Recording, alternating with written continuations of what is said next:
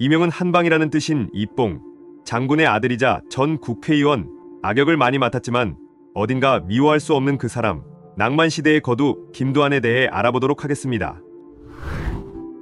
1918년 서울시 종로구에서 태어났으며 아버지는 독립운동가이자 청산리 대첩으로 유명한 김좌진 장군입니다. 그 때문에 그는 어릴 적부터 일본 경찰로부터 쫓겨다니는 신세였다고 하죠. 보통학교도 제대로 졸업하지 못한 채 청계천 다리 밑에서 거지들과 함께 생활을 하며 고생을 했다고 합니다. 떠돌이 생활을 하며 무수히 얻어맞은 덕에 잘 때리는 법을 알게 되었다고 하죠. 결국 그는 겨우 18살에 빗골목 주먹 3개를 평정했다고 합니다. 김두한은 난 모르는 사람일지라도 딱한 사정에 있다는 것을 그냥 지나치지 못할 만큼 동정심 많은 폭력배였던 것만은 분명하다고 하죠. 자신의 터전이었던 종로에서 3대 국회의원으로 당선된 것을 보면 알 수 있습니다. 그렇지만 조직 범죄 연구가들은 이런 데인 성향과는 무관하게 한국 조직 폭력배의 시조로 김두한을 꼽곤 하죠. 특히 광복 이후 김두한이 이끈 정치적 폭력 행위 등은 후대 조직 폭력단의 활동 원형이 되었다고 하죠.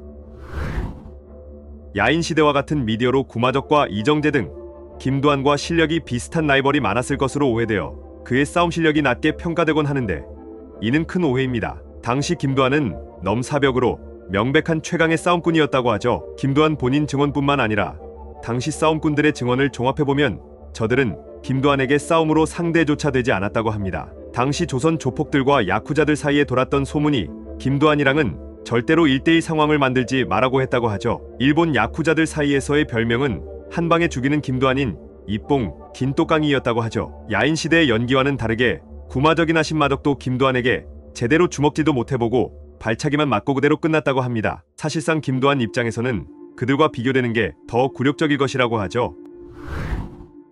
광복 직후 공산당에 있던 김두한은 우익 비밀결사 조직이었던 백이사단장 여몽택을 만난 뒤 백색 테러리스트로 변했다고 합니다. 여몽택으로부터 아버지 김좌진 장군이 공산주의자에게 암살당했다는 얘기를 전해 들었기 때문이라고 하죠. 당시 김두한이 이끈 대한민청은 경찰에 걸리면 살아도 청년단에 걸리면 죽는다라는 말이 있을 만큼 공산주의자들에게 공포의 대상이었다고 합니다. 대한민청은 1946년 조선노동조합이 주도한 9월 총파업에서 돌격대원 3,000명을 위스키에 만취하게 한 뒤 용산역 기지에서 파업 중이던 철도 노조원들을 덮쳤다고 하죠. 순식간에 노조원들의 무장을 해제한 대한민청은 핵심 간부 8명을 죽창으로 살해 뒤 하수도에 시체를 묻었습니다. 또한 김두한은 공산당 간부나 노조 핵심 요원들을 몰래 납치해 죽인 뒤 열차가 철교 위를 달릴 때 시체를 던져버리는 수법도 즐겨 썼다고 합니다. 이승만 초대 대통령에게 사람 좀 그만 죽이게라는 핀잔을 들었다고 회고되기도 했죠.